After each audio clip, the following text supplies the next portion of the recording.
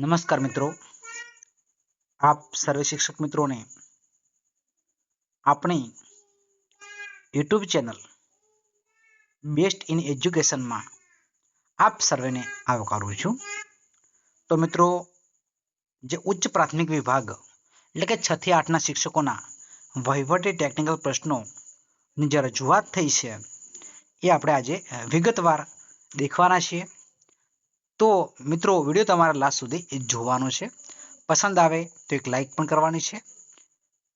Channel પર નવા હોય, ચેનલને હજુ સુધી સબસ્ક્રાઇબ ન કરી હોય તો ચેનલને અચૂક સબસ્ક્રાઇબ કરી લેવી।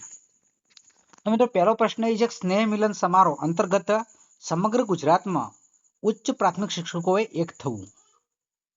પહેલા તો ઉચ્ચ પ્રાથમિક 6 થી 8 ના શિક્ષકો છે એમને મિત્રો એક થવાની હાંકલ કરવામાં આવી છે। બીજો પ્રશ્ન છે કે ઉચ્ચ પ્રાથમિક શિક્ષકોને શરૂઆતથી જ 4200 ગ્રેડ પે મળવો જ જોઈએ। બીજો પ્રશ્ન એ છે કે તમારો 4200 ગ્રેડ પે મળવો જોઈએ। તો ત્રીજો પ્રશ્નની વાત કરીએ તો પ્રાથમિક શિક્ષકોને શિક્ષણ સેવા વર્ગ 1 અને 2 અને ટીપીઓ જેવી પરીક્ષાઓ આપવા મળે એ માટે આરઆરમાં સુધારો કરવો। ત્યારબાદ તમારો ચોથો પ્રશ્ન છે, રજૂઆત થયેલી છે કે એઈઆઈએટી એટલે કે કેળવણી નિરીક્ષકમાં નિયમ મુજબ પગાર રક્ષણ સાથે ભરતી થાય અને રેશિયો સુધારવો।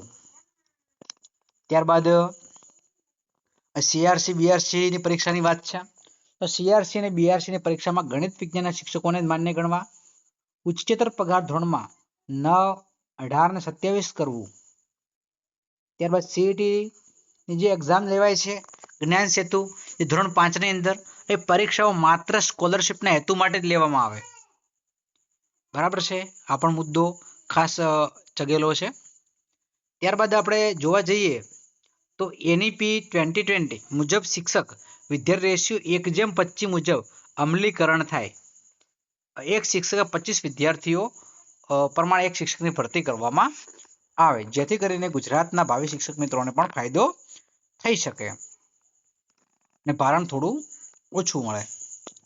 ત્યારબાદ ઉચ્ચ પ્રાથમિક વિભાગને સળંગ એકમ ગણવાને બદલે માધ્યમિક ઉચ્ચતર માધ્યમિકની જેમ અલગ વિભાગ ગણવો, નિયમો પણ અલગ બનાવવા। સળંગ એકમ ગણવાની વાત કરવી નથી, જે માધ્યમિક અને ઉચ્ચતર માધ્યમિક વિભાગ છે એ રીતે તમારે અલગ અલગ એકમો ગણવાના રહેશે। ઓપીએસ 2005 પછીના માટે એકજૂટ થવું, લડતની રણનીતિમાં સહયોગ આપવો। જે લડત પહેલા કરી હતી 2005ની એ રીતે તમારે એકજૂટ થઈ જવાનું છે, લડતની રણનીતિમાં સહયોગ આપવાનો, જેથી કરીને નિયમો ફોલો થઈ શકે। ધોરણ 6 થી 8 નો વિકલ્પ લીધેલ શિક્ષકને 1 થી 5 માં જવા માટે એક તક આપવામાં આવે। બરાબર છે, 6 થી 8 નો વિકલ્પ લીધેલો હોય એને પણ 1 થી 5 માં જવાની ઈચ્છા હોય તો એ જઈ શકે એવો તક આપવામાં આવે। ત્યારબાદ રાજ્યના તમામ જિલ્લાને તાલુકામાં આયોજન કમિટી બનાવી જિલ્લા શિક્ષણ તાલીમ ભવન ડાયટમાં રહેલ ખાલી જગ્યાઓ પર ઉચ્ચ લાયકાત ધરાવતા શિક્ષકોની લેક્ચરની જગ્યાઓ પર ભરતી કરવા બાબત। બરાબર છે, લેક્ચર દીઠ ભરતી પણ કરવામાં આવે। મિત્રો, આ છે આપણા આજના મુદ્દાઓ। તમને કેવા લાગ્યા એ અચૂક કોમેન્ટ બોક્સની અંદર કોમેન્ટ કરવાની છે। વિડીયો તમને પસંદ આવ્યો હોય તો અચૂક લાઈક કરજો। ચેનલ પર નવા હોય અને ચેનલને પહેલી વખત જોઈ રહ્યા હોય તો ચેનલને અચૂક સબસ્ક્રાઇબ કરજો। બાજુમાં પહેલા બેલ આઇકનને પણ પ્રેસ કરજો, જેથી કરી આવનારા વિડીયો નોટિફિકેશન સૌ પ્રથમ મિત્રો તમને મળતી રહે। ફરી મળીશું એક નવા ટોપિક સાથે, ત્યાં સુધી આવજો। જય હિન્દ, જય ભારત।